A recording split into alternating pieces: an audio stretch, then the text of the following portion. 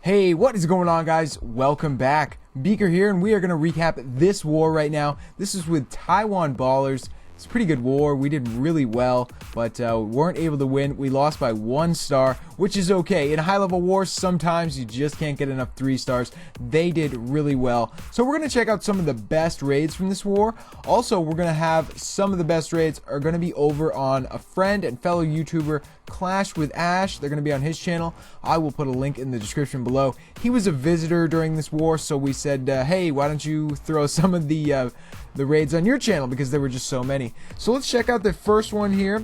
This is by King, who was really the MVP this war. He got 6 stars total, so he had 2 perfect raids, which is awesome. I mean, you don't see that every day. So here he's gonna do a raid that I actually tried. I tried to do this before he did, and I got 94%. So you know, everything went okay, but at the end I just couldn't get it. I think I had 1 archer tower left and 1 wizard tower left.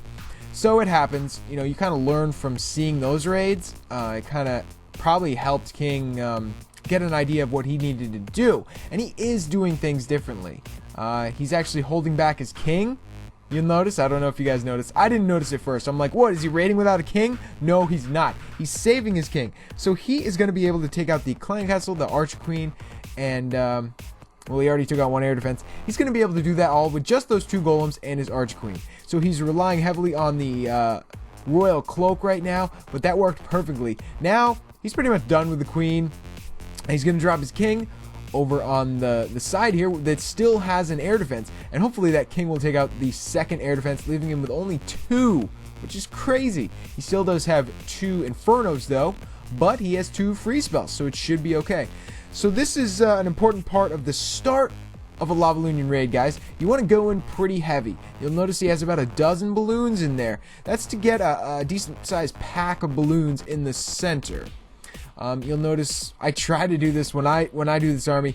You get a decent amount of balloons roaming around in the center, and then you just try to keep them in a rage spell.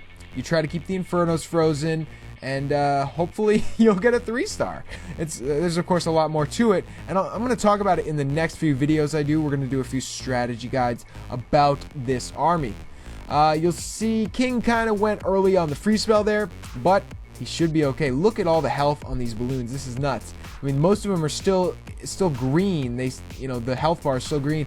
And boom, that's it. Well, there's 1 more Tesla, and then that's it. He's got a lot of those lava pups around.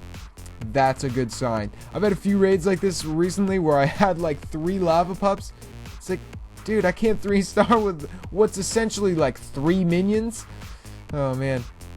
The worst, even worse than that, is if your lava hounds don't die.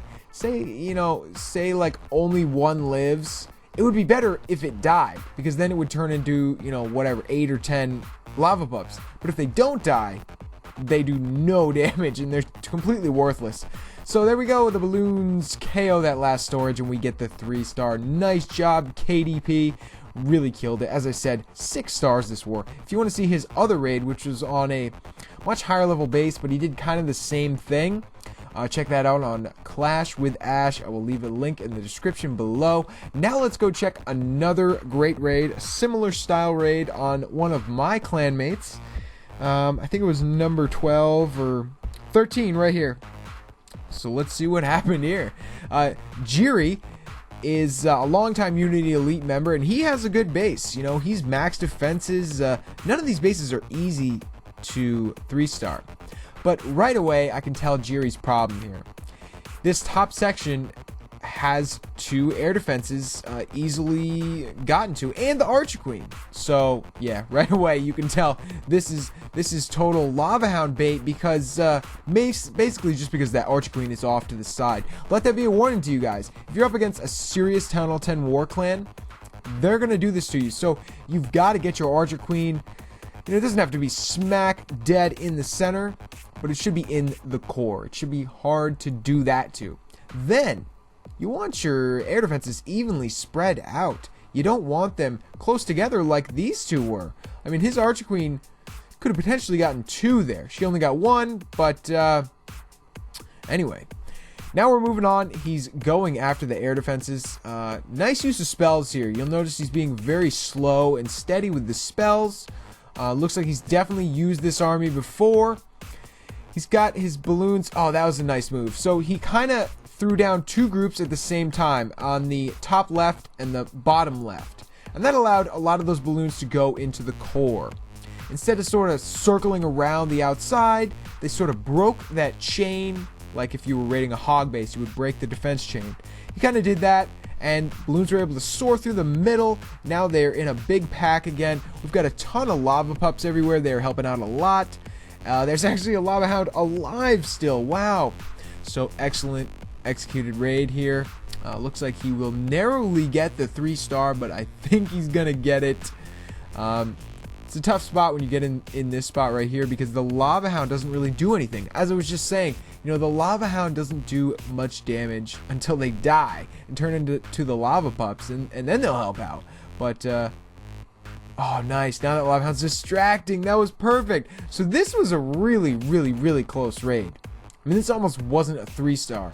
If that wizard tower had been a little smarter and, you know, I don't know, turned around and hit the lava pups, there's no way it would have done that. But that was a very, very close raid. No balloons left at the end, but a bunch of lava pups for the win.